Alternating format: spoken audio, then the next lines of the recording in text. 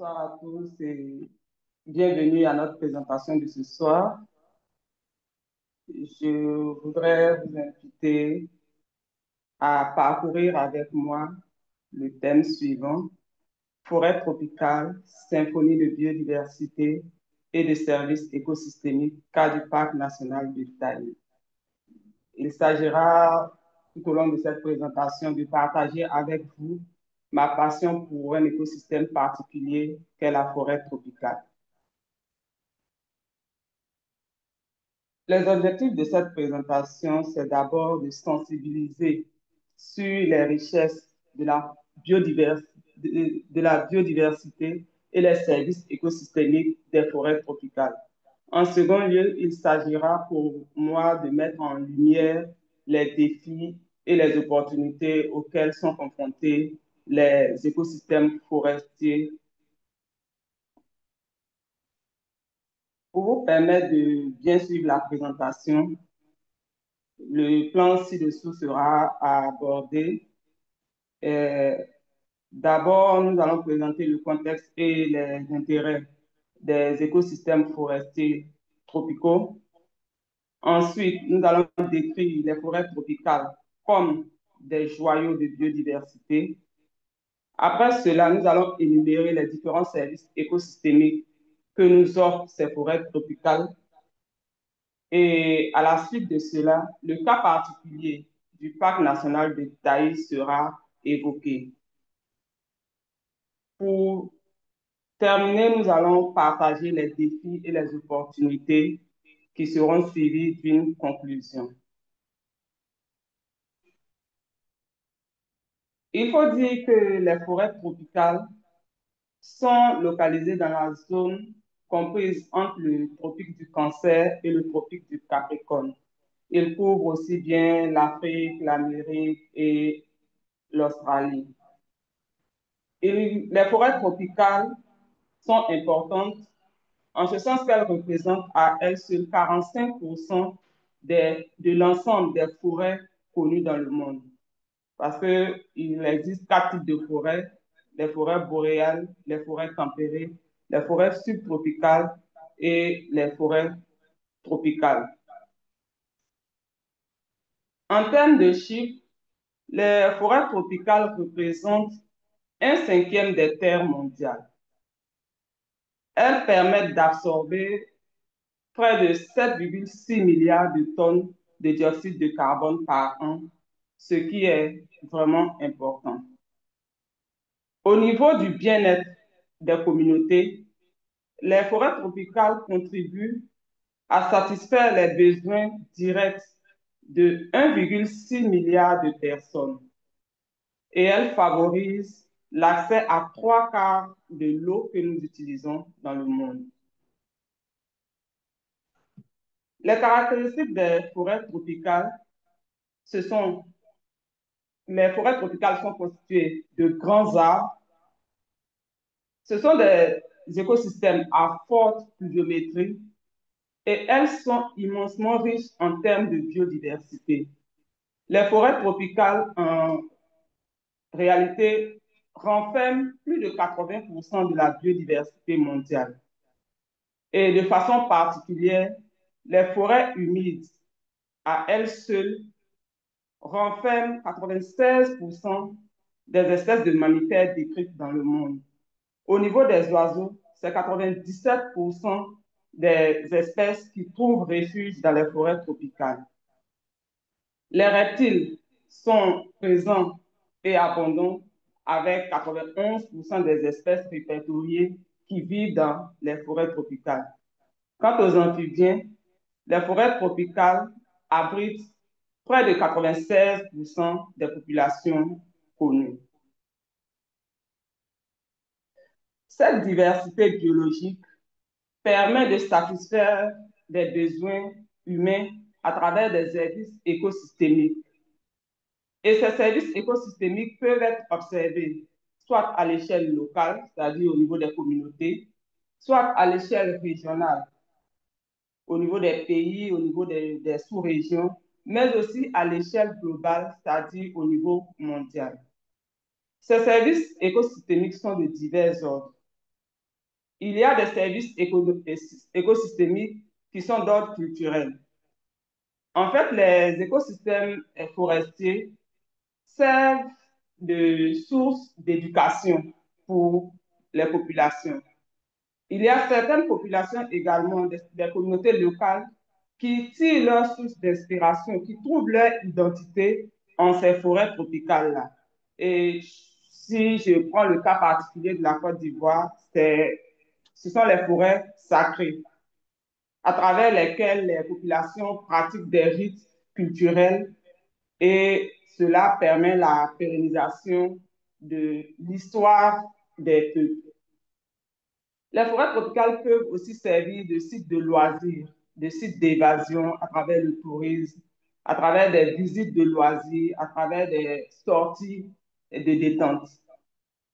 Un autre aspect des services écosystémiques, c'est celui de la régulation. Et au niveau de la régulation, il faut dire que les forêts tropicales constituent de véritables puits de carbone. Comme je l'ai dit tantôt, elles absorbent une forte quantité de dioxyde de carbone et elles permettent ainsi de réguler le climat, que ce soit au niveau du microclimat ou globalement. Il y a également, au niveau de la régulation, il y a la gestion des ressources en eau. Les forêts tropicales constituent un réservoir naturel qui filtre les eaux. Les forêts tropicales permettent de réduire l'érosion des sols et permettent ainsi de préserver une eau de qualité pour les utilisations humaines et aussi bien animales. Il faut dire également que les forêts tropicales jouent un rôle d'approvisionnement, en ce sens elles préservent déjà la biodiversité puisqu'elles renferment une forte quantité de biodiversité, aussi bien végétale qu'animale. Mais cette biodiversité-là constitue un moyen de subsistance pour des millions de personnes qui l'exploitent de façon durable. Et cela permet aux populations de vivre de façon équilibrée.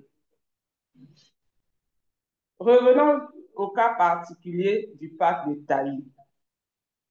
Déjà, il faut dire que le parc national de Taï est situé en Côte d'Ivoire, qui est un pays de l'Afrique de l'Ouest. Il est frontalier avec le Ghana, le Libéria, la Guinée, le Mali et le Burkina. Le parc national de Taï couvre une superficie totale de 536 000 hectares. Ce parc a été érigé en réserve de biosphère en 1978, puis en patrimoine mondial de l'UNESCO en 1982. Au niveau de la richesse spécifique, le parc national de Taï est un véritable trésor. Il renferme au niveau de la végétation plus de 1300 espèces avec 150 espèces endémiques à la région. Concernant les espèces animales, au parc national de Taï, il est possible pour un visiteur, s'il est vraiment passionné et, je dirais, patient, non seulement il est passionné, mais il doit être patient pour pouvoir observer cette grande diversité-là. Je sais que ce sera peut-être difficile pour un amateur qui vient juste de passage qui est juste de passage de pouvoir, comment on appelle, admirer, apprécier cette diversité-là. Mais il y a la possibilité quand même de découvrir 145 espèces de mammifères, dont 12 sont endémiques au parc de Taï. Il est également possible pour les ornithologues d'observer plus de 256 espèces d'oiseaux et parmi elles, 28 sont endémiques à la région et 15 sont listées sur la liste rouge de l'UICN.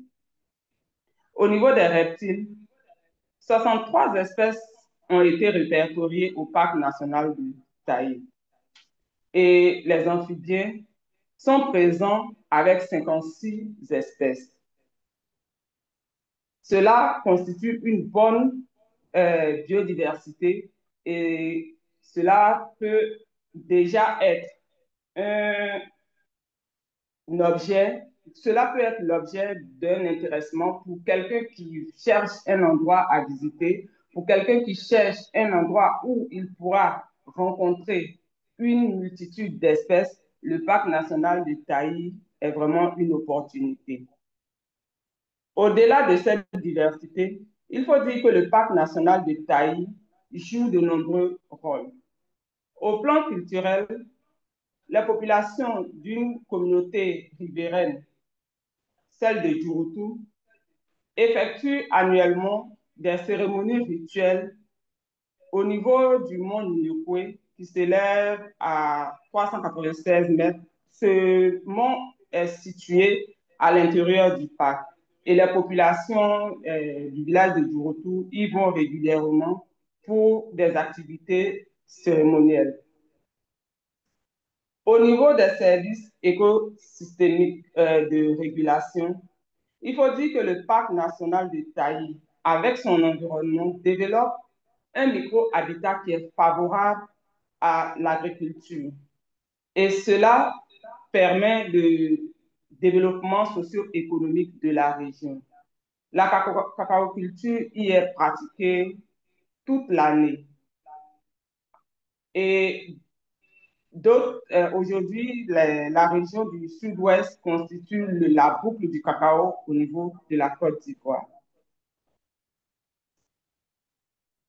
Pour les friands d'espèces animales, le parc national de Taï abrite, comme je l'ai dit précédemment, une grande diversité, mais le parc est également un paradis pour les espèces animales, surtout celles qui sont menacées.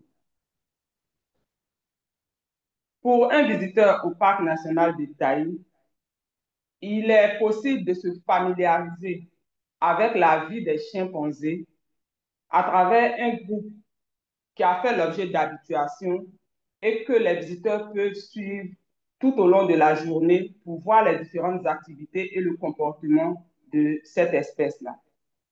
Une particularité, une spécialité des chimpanzés du parc national de Taï, c'est que ces individus ont la capacité d'utiliser les outils pour se nourrir. Par exemple, ils utilisent les pierres, ils utilisent des morceaux de bois pour concasser des fruits et en soustraire l'amande. Ils utilisent également des tiges pour la récolte du miel. Et ils sont également connus pour l'utilisation de feuilles malaxées pour s'abreuver. Au sein du parc national du Taï, il est également possible de rencontrer le crocodile à long museau d'Afrique de l'Ouest, qui ce parc abrite la plus forte population naturelle actuellement connue dans toute l'aire de distribution de l'espèce. Et pour toute personne qui voudrait observer cette espèce en milieu naturel, je lui conseillerais sans détour le parc national de Taï. Parce qu'à tous les coups, il aura l'occasion d'en observer, que ce soit de nuit comme de jour. Au parc national de Taï, vous avez également la possibilité d'observer l'oiseau, le picatat, qui est une espèce également menacée.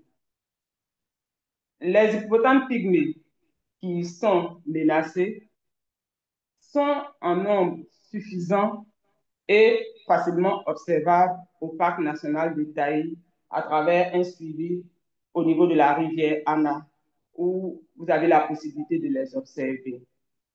Tout ça pour dire que le parc national de Taï regorge d'une richesse qui reste à découvrir.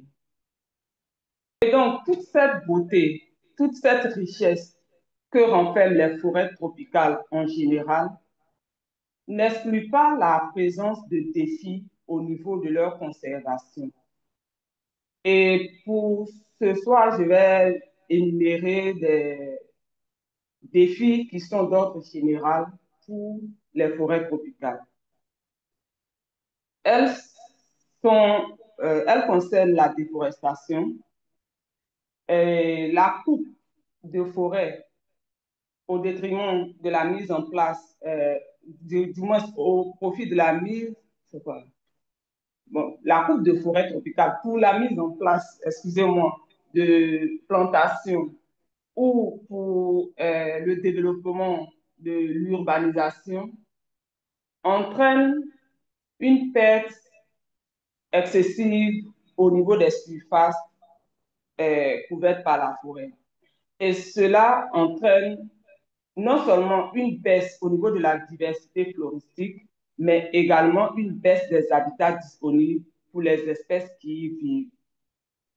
On peut simplement penser au cas de l'Amazonie, qui est la plus grande forêt tropicale, qui a fait récemment l'objet de déforestation de coupe, mais aussi a subi des feux. Tout cela impacte gravement la biodiversité qu'on y trouve.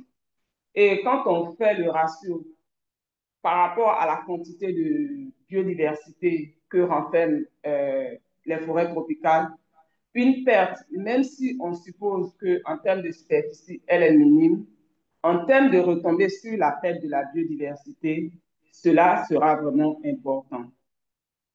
Il y a également le phénomène du braconnage.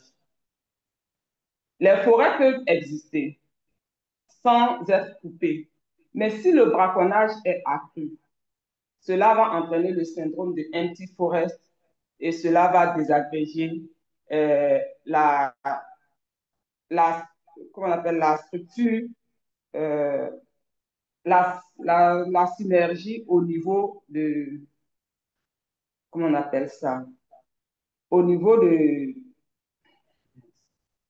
j'oublie le terme, excusez-moi. En fait, si les animaux disparaissent, il y aura, comment on appelle ça, cette,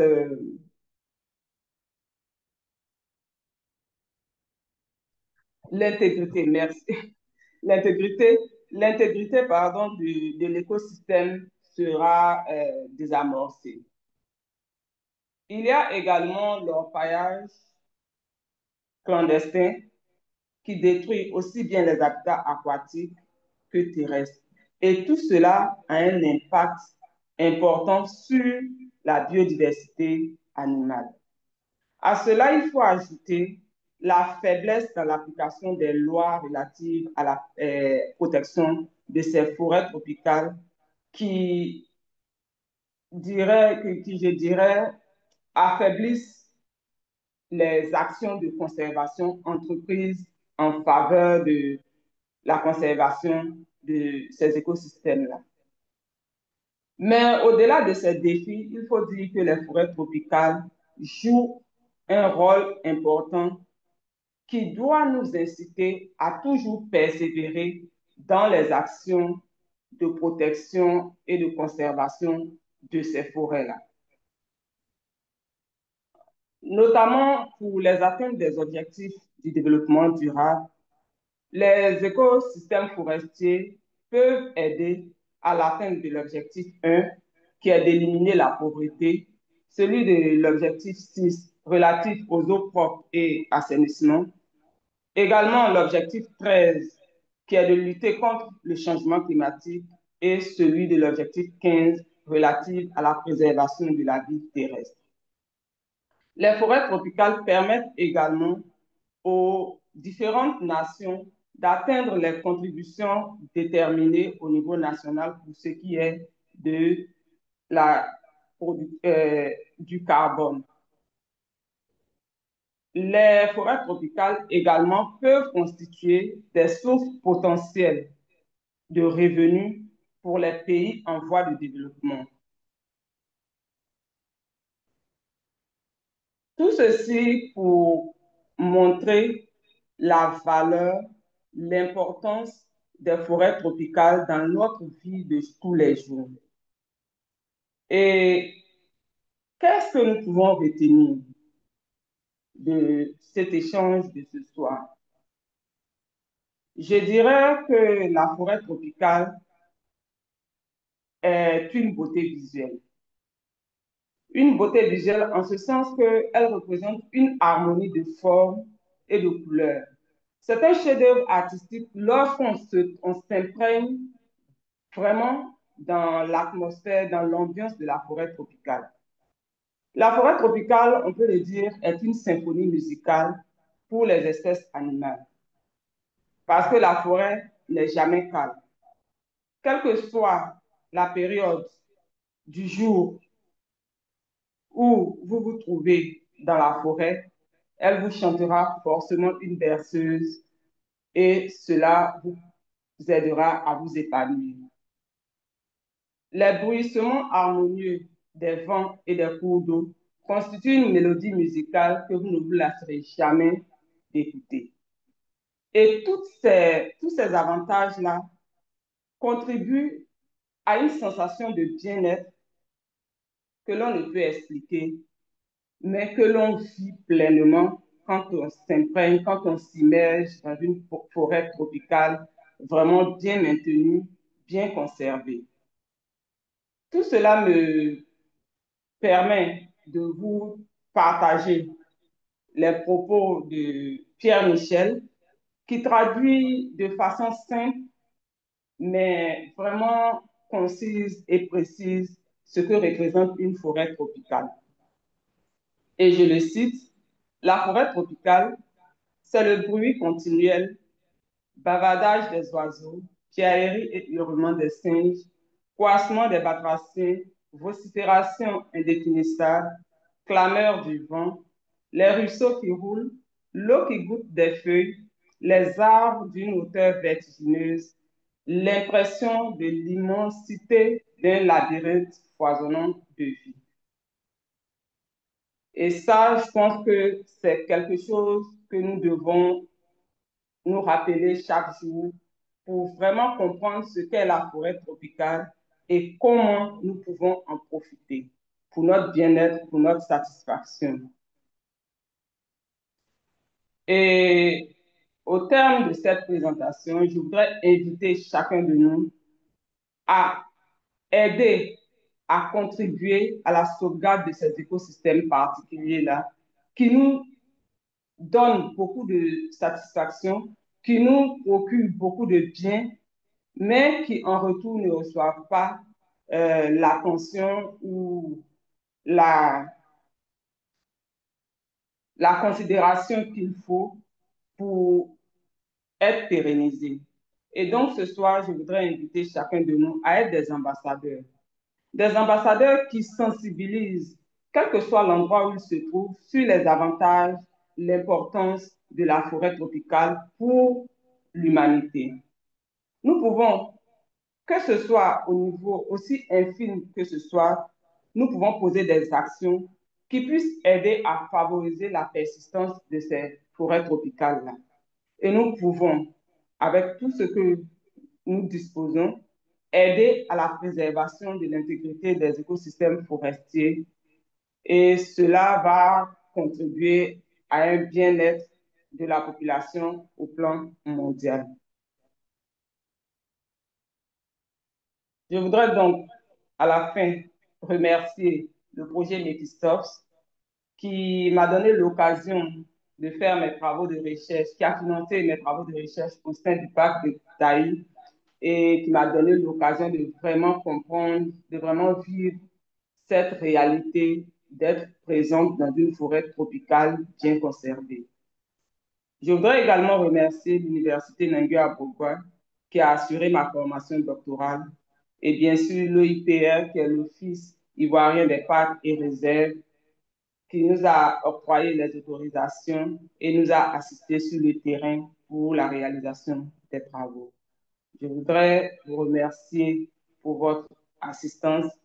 Chers auditeurs, ici on fait notre présentation. Merci.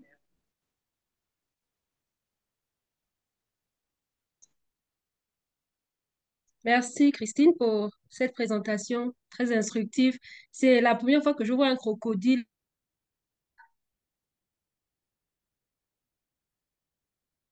Peur des crocodiles, mais celui-ci est plutôt beau. Donc, j'aimerais vraiment visiter le parc de Taï. On va maintenant passer à la session questions Oui, bonsoir à tout le monde. Le nom, c'est Taïda Boutsou Emmanuel, le président fondateur d'Africa Verte ici au Tchad. Ma question était, quels sont les impacts les plus fréquents sur le lac aujourd'hui, comme vous venez de le dire. Merci bien.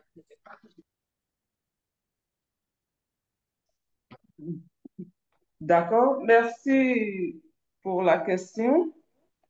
D'abord, je voudrais préciser que dans le parc, ce n'est pas un lac, c'est plutôt une rivière.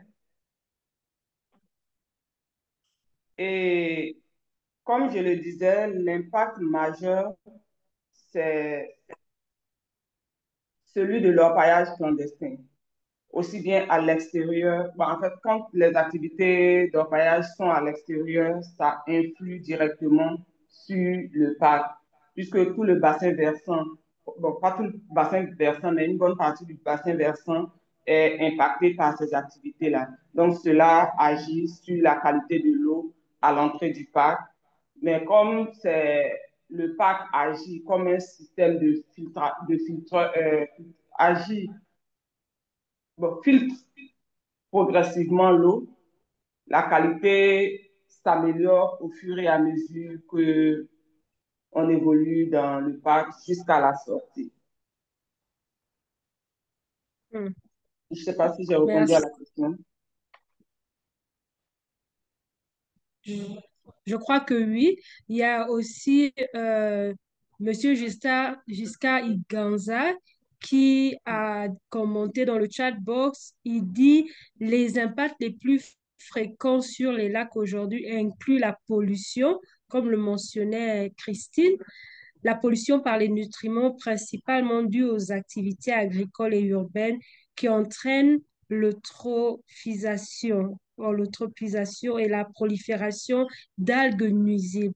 Le changement climatique affecte également les lacs, modifiant leur température, leur niveau d'eau et leur biodiversité. De plus, l'urbanisation et le développement côtier entraînent la dégradation des habitats aquatiques. Et puis, plus loin, il donne des références. Donc, si vous pouvez regarder dans le chat box pour avoir accès au manuel.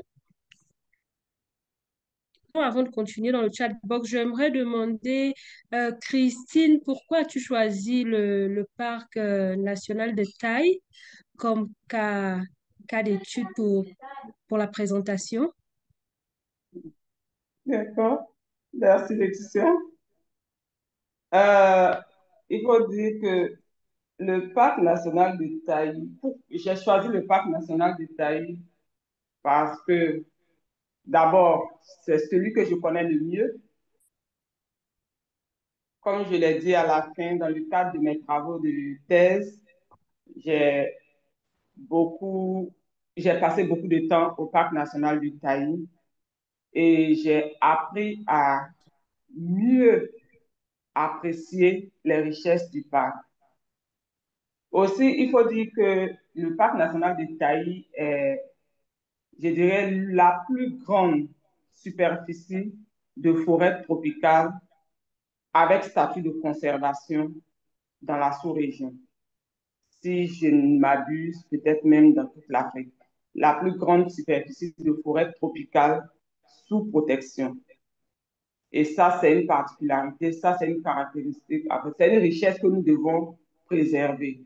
Donc, je me dis, en parlant d'elle, je pourrais susciter des, comment on appelle ça,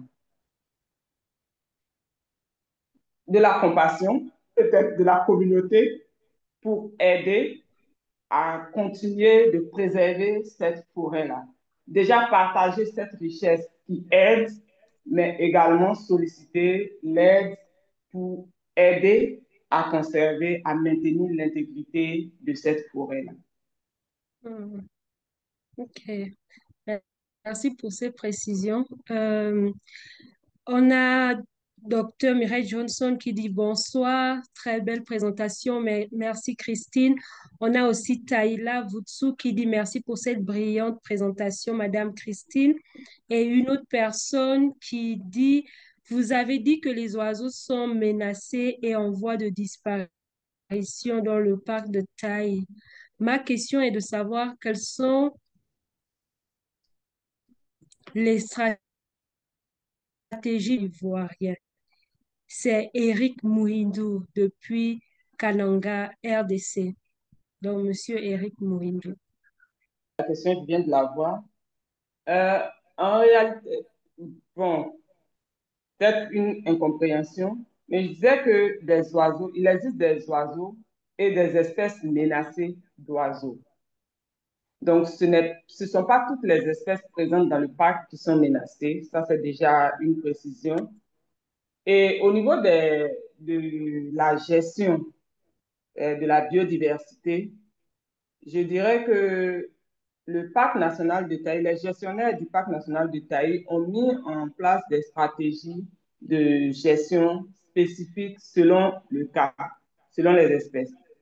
Et ce que je peux dire, c'est qu'il existe des études, des activités de biomonitoring qui permettent d'adapter les stratégies à chaque cas d'espèce. Donc là, pour les oiseaux, désolé, mais je n'ai pas de stratégie spécifique.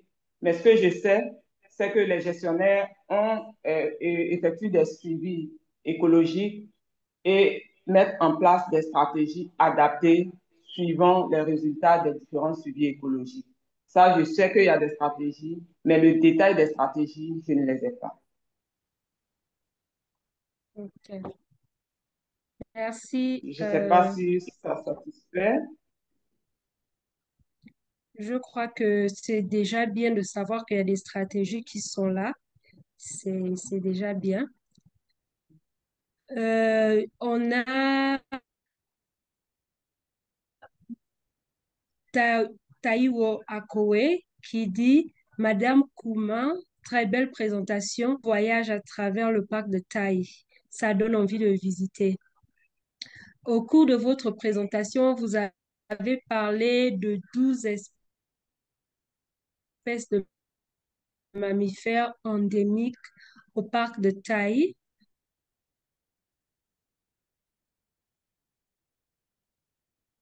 Très impressionnant. Est-ce que vous pouvez m'avoir les noms de quelques-unes de ces espèces de mammifères endémiques au parc de Taï? Déjà, le chimpanzé que j'ai présenté, il est, Hmm. bon, quand je parle d'endémisme, ben là, il me faut vraiment aller au détail pour répondre à la question. OK. Mais je pense que je vais vous revenir dans le chat, si possible. Dans le OK. cas contraire, je peux vous envoyer les informations après dans le groupe WhatsApp, si ça ne gêne pas. D'accord. Et le Vas-y. crocodile jaune avec des points noirs, il est endémique au parc de Taï ou on peut le retrouver ailleurs? Non, il est possible de le trouver ailleurs en Afrique de l'Ouest, OK. mais il est endémique à l'Afrique de l'Ouest. OK. Oui. Il est au Ghana, il est au Libéria. Et là, ce sont les pays où la présence actuelle est confirmée. Mhm. Mm. D'accord. Mais ça Et m'aide au niveau. il y a aussi les chimpanzés qui utilisent les pierres. Je crois que tu as mentionné, ils utilisent des Mhm. pierres pour casser des noix. Oui. Euh, Ils sont endémiques au parc de Taï. Le pan troglodytes dit qu'il est endémique au parc de Taillé. Je ne dirais pas oui, mais la caractéristique qui a été observée, c'est l'utilisation des outils. Hmm. Mm. Puisque, Et comme je l'ai dit, il y a des populations qui ont été habitées, qui ont été suivies continuellement. Donc, on a pu observer cette caractéristique particulière-là chez les individus des groupes. OK. Et donc, monsieur ou madame Taïwo Akoé, soyez un peu patient. Donc, dès qu'elle aura une réponse, elle pourra la mettre dans le chat box. En attendant, je vais continuer avec la question de Jeannot Kivono qui dit, sur le plan économique, quelle est la contribution des services écosystémiques au financement du TAI?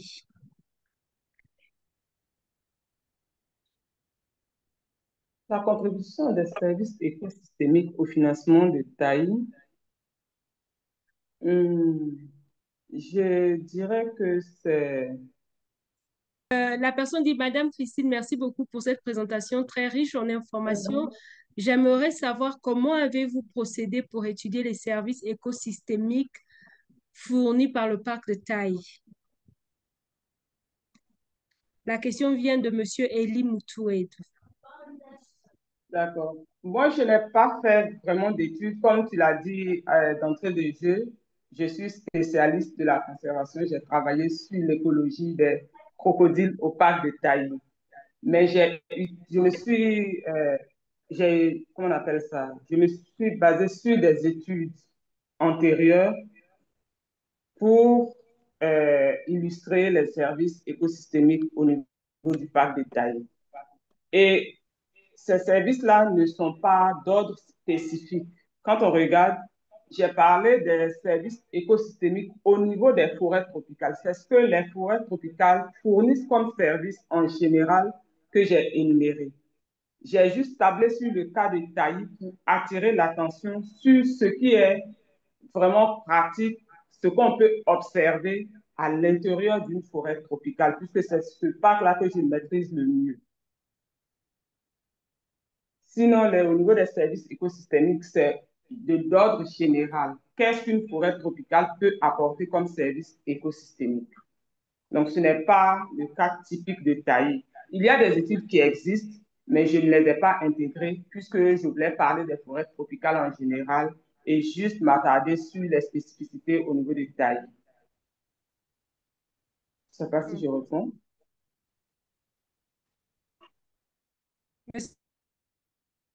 Monsieur Elie, si vous êtes là, j'espère que vous avez pu suivre la réponse.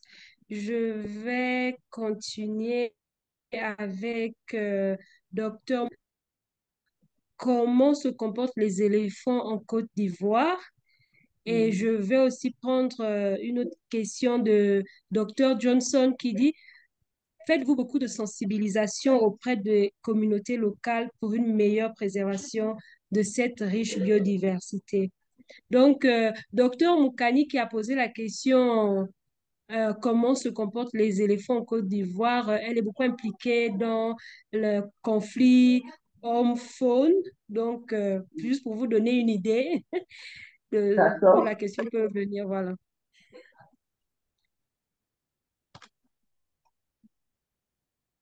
Donc, pour les conflits au niveau des éléphants, au parc de Taï, il n'y en a pas vraiment de, il n'y a pas eu de cas vraiment avéré de conflit homme-éléphant.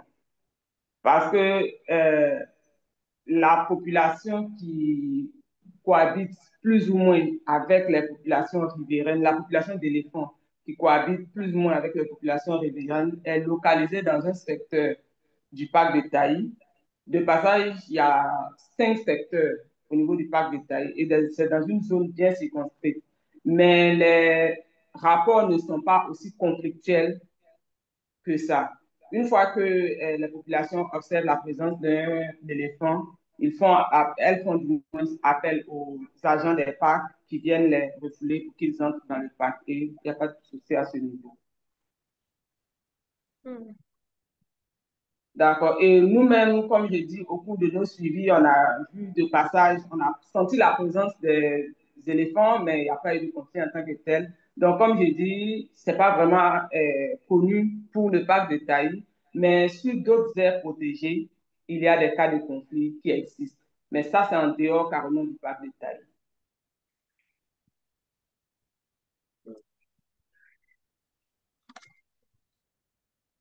Donc, évidemment, elle demandait en Côte d'Ivoire. Elle ne s'est pas Hmm. attardée particulièrement sur le cas du parc de Taï. Elle demandait en D'accord. Côte d'Ivoire. Yeah. Pour la Côte d'Ivoire, il y a des cas de conflit homme-éléphant qui existent. C'est plus dans la zone centre mais voilà, c'est plus dans la zone centre.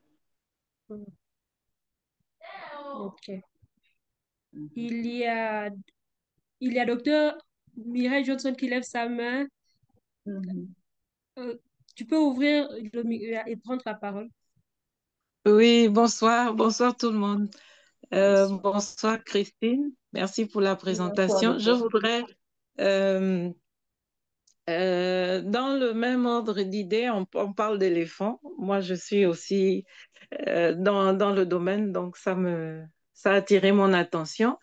La Mhm. réponse que vous avez donnée, la question de docteur Léa Moukani, est-ce que ça signifierait que il n'y a pas d'éléphants au sein du parc de Taï, à l'intérieur du parc, il n'y a pas d'éléphants. Je m'excuse, je n'ai pas suivi vraiment le début de la présentation. Je vous ai pris en cours. Oui. Peut-être que vous l'avez mentionné à un moment, je ne sais pas. Mais quand vous dites que à l'arrivée, à l'approche des éléphants, euh, les populations font appel aux gardes qui les Mhm. repoussent. Mhm. Ils sont repoussés vers où à ce moment-là, s'ils ne sont pas, euh, s'ils n'accèdent pas au parc? D'accord. Merci pour la question. Hmm. Merci. En fait, au parc de Taï, il existe une bonne population d'éléphants. Mais comme je l'ai dit, à l'intérieur du parc même, il n'y a pas vraiment ce contact entre population riveraine et éléphants. En revanche, il y a un secteur, celui de, je dirais, Djapadji, dans lequel les populations d'éléphants ont tendance à sortir du parc pour se retrouver dans la zone villageoise, pour juste manger les cabosses de cacao, pour en tout cas manger les produits, les vivriers au niveau des plantations.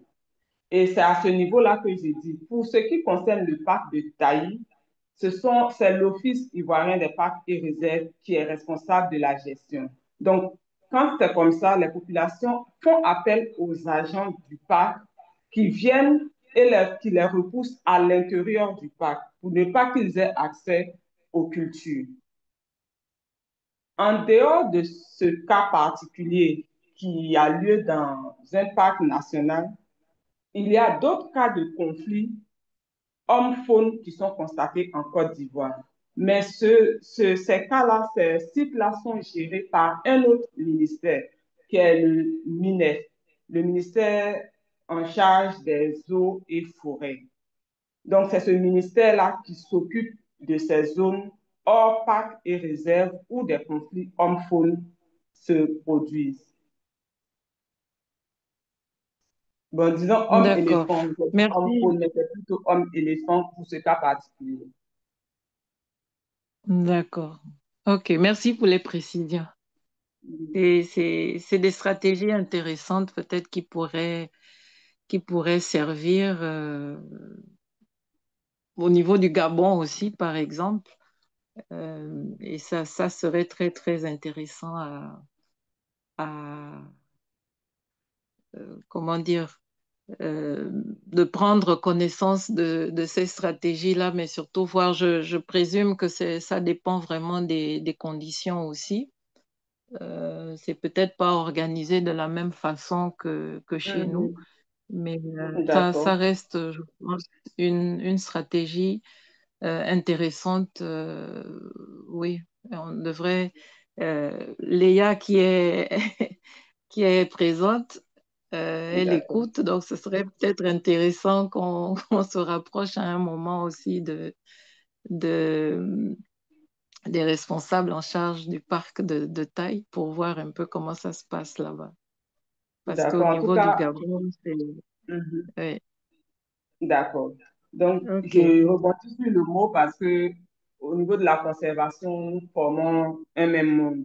Donc, les autorités ivoiriennes, les gestionnaires des parcs restent ouverts à toute forme de discussion, pourvu que nous allions Mhm. tous dans ce sens-là de pouvoir coordonner nos énergies pour sauvegarder la biodiversité. Tout à fait. Voilà, donc les portes sont ouvertes, comme on dit chez moi. D'accord, d'accord. Mhm. Merci beaucoup. Et je n'hésiterai pas à vous mettre en contact avec les responsables pour que vous puissiez discuter de tout ce dont vous avez besoin. D'accord, merci. Merci bien. OK. Euh, Merci bien, Dr. Johnson. Ça a permis vraiment de comprendre un peu plus. Et, et- et la question dans le chat box et le docteur, faites-vous beaucoup de sensibilisation auprès des locaux?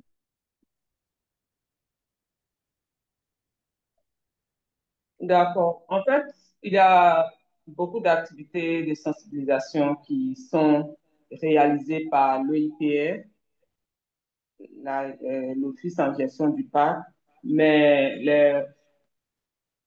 les résultats sont un peu mitigés. Et dans la zone, il y a beaucoup d'ONG qui interviennent également, en fait, qui appuient l'OIPR dans ces actions de sensibilisation-là pour mettre plus en confiance les populations par rapport à tout ce qui est entrepris comme activité.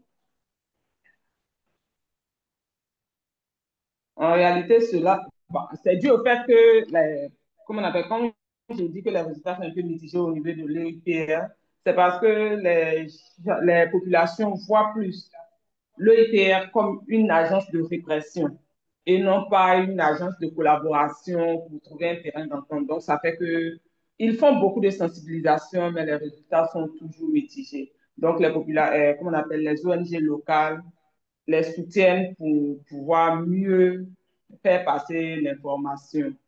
Et ça D'accord. marche bien. OK. Ok, c'est Monsieur Eric Mouhindo qui pose la question exactement à 19h50.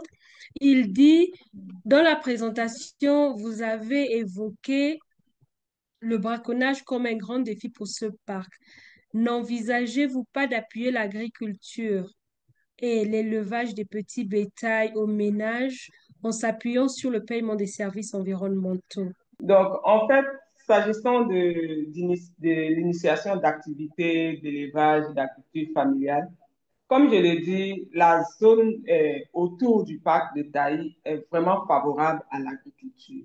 Donc, c'est une zone à grande productivité agricole et il y a beaucoup d'activités agricoles qui s'y produisent. Ça, c'est déjà un acquis.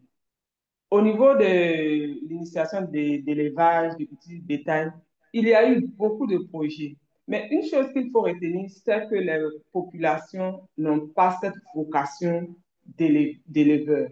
Et ça, c'est déjà un problème. Malgré l'appui technique qui leur est donné, c'est vraiment difficile de trouver des projets qui arrivent à terme avec succès. Sinon, il y a des projets qui sont entrepris. Donc, actuellement, la stratégie, c'est de repenser, c'est de voir quel type d'adaptation on peut amener de sorte à favoriser l'acquisition des projets qu'on va mettre sur place par les populations. Et dans ce cadre-là, on fait comment on appelle, des activités je dirais, des inventaires participatifs au niveau des différentes activités que les populations elles-mêmes sont capables d'accepter, sont capables d'effectuer. Donc là, maintenant, on ne va plus avec des projets déjà tout faits, mais on demande aux populations qu'est-ce qu'elles pensent qu'on peut faire comme activité pour que le braconnage ou toute action d'agression au niveau du parc soit atténuée. Et c'est dans cette logique-là qu'on essaie d'évoluer maintenant, de développer des stratégies vraiment qui impliquent les populations à la prise de décision depuis la base et non pas venir leur imposer une stratégie déjà toute faite que généralement elles refusent. Merci. Euh, Une dernière question encore qui vient de s'ajouter dans le chat box. La personne dit, merci beaucoup pour cette présentation. Quelles sont les initiatives mises en place pour une gestion rationnelle de ce parc? C'est la toute dernière question dans le chat box.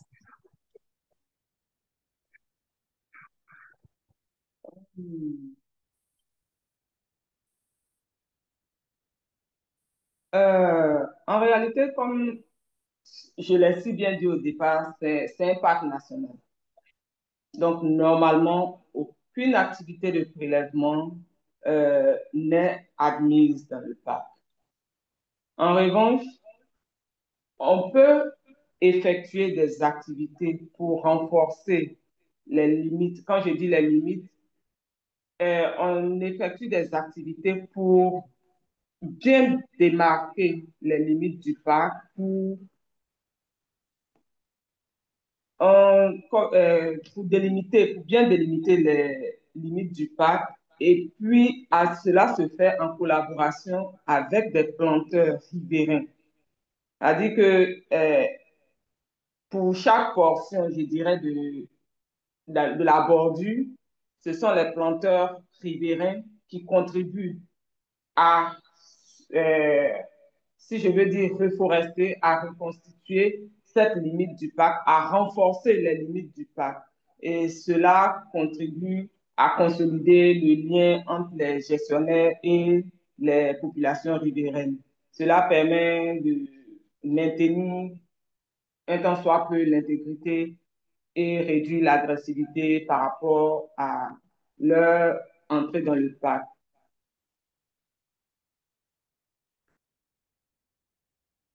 Allô? Et oui. Je ne sais pas Je si vois c'est bien une main entendu. levée. D'accord. Je vois une main levée. Vous pouvez ouvrir votre micro et poser votre question. Le nom, c'est Gina Isaka qui va peut-être devoir être changé. Oui, oui, bonsoir madame. Bonsoir, monsieur. Et je suis monsieur Samuel Okamba, je suis en RDC. OK. Oui, je voulais poser la question, j'ai attendu là quelque temps, madame, elle a dit des questions de paiement des services environnementaux. Je voulais savoir quels sont les processus et pour que la communauté ou bien la communauté locale pour être bénéficiaire des paiements des services environnementaux. Quelles sont les conditions? Je n'ai pas bien saisi la question.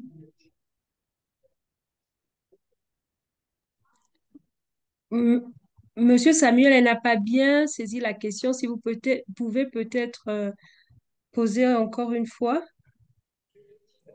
Ok, je disais ceci par rapport chez Lama, par rapport au processus de paiement des services environnementaux, quelles sont les conditions d'éligibilité pour que la communauté soit bénéficiaire de ces paiements?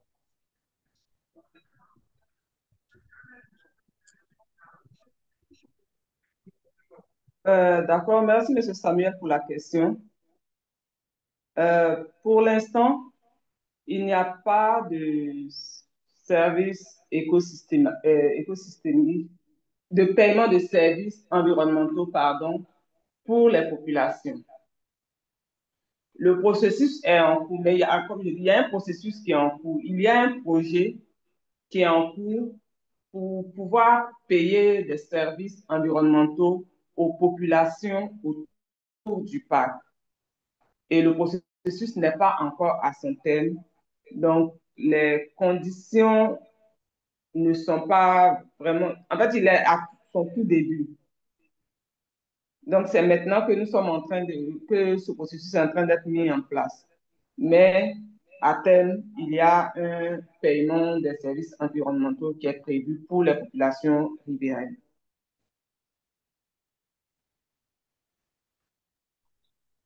Ah, ok, c'est bon, madame, je t'ai bien suivi. Je pensais que vous avez D'accord. déjà évolué par rapport à d'autres pays parce que nous, on avait essayé de faire ça dans le projet de Mhm, PIREDS. mhm, Je voulais avoir quelques idées, malheureusement. mhm. Il n'y a pas de souci. On va partager même à la langue dès qu'il serait déjà à ce niveau-là. D'accord. Je pense que c'est maintenant Merci que beaucoup. le système de paiement de services environnementaux pour les populations locales est en train de prendre de l'envergure.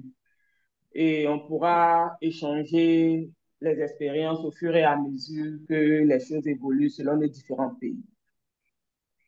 Ah oui, effectivement, parce qu'avec chez nous, beaucoup plus, ce Mm, sont la communauté qui veulent créer mm, des concessions de forestiers, des communautés locales, même des mm, individus, si, mm, sur les méthodes de agroforesterie, les gens qui sont bénéficiaires, qui ont des concessions, mm. et si tu fais des cultures ferranes, cacao, café et palmier, oui, il y a déjà des processus par rapport à ça qui aident à couvrir la déforestation, en fait, dans dans les achats.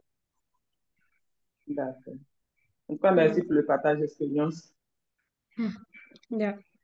Merci beaucoup. Il y a aussi Monsieur Eric Mourindou de la RDC qui partage son expérience ici. Il dit que pour paiement de services environnementaux, on sensibilise la communauté destructrice de la biodiversité et on paie à celui qui laisse ou qui abandonne ses activités pour bien protéger la forêt.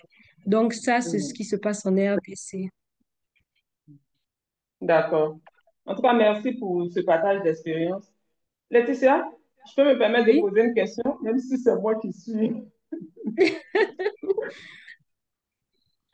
Qui est D'accord. l'expert? En fait, c'est par rapport à sa contribution.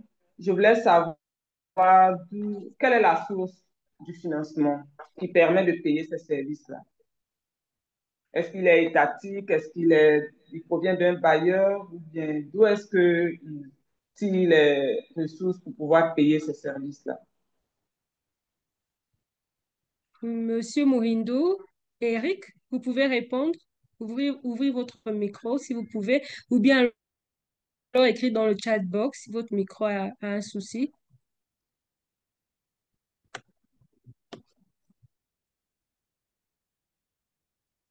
Ok, on va juste être patient. Il est en train de D'accord. répondre. Il dit ce sont des bailleurs de fonds externes. D'accord. Merci pour l'information. Bailleurs de fonds externes. Donc, il dit qu'il travaille plus avec la WWF. D'accord. Je dis un grand merci vraiment à Madame Christine Kouma pour la présentation de ce soir, très, très, très intéressante. Moi, j'ai beaucoup appris. J'espère pouvoir un jour visiter le parc de Taï. Et donc, si tu as un mot de fin, tu peux prendre la parole. En tout cas, le plaisir a été pour moi de pouvoir vous entraîner dans ma balade dans la forêt. Merci d'avoir été patient, d'avoir été avec moi tout le long du voyage. Et également, j'ai beaucoup appris avec les échanges. Je pense que nous formons une communauté qui a les capacités qu'il faut pour contribuer de façon significative à la protection de notre environnement et particulièrement des forêts tropicales. Donc, je voudrais vraiment vous dire merci et encore solliciter votre aide pour la protection, la préservation de l'intégrité de nos forêts tropicales, quel que soit le niveau auquel vous pouvez intervenir. N'hésitez pas, il n'y a pas de petite action, toutes les actions comptent. Merci beaucoup, Laetitia, pour l'opportunité et encore merci à toute l'audience. Ok, merci. Merci à tous. Bonne soirée et on se retrouve exactement dans 2 semaines pour un autre événement sur Soirée Conservation. Bye bye. Bye bye. Merci, bonne soirée.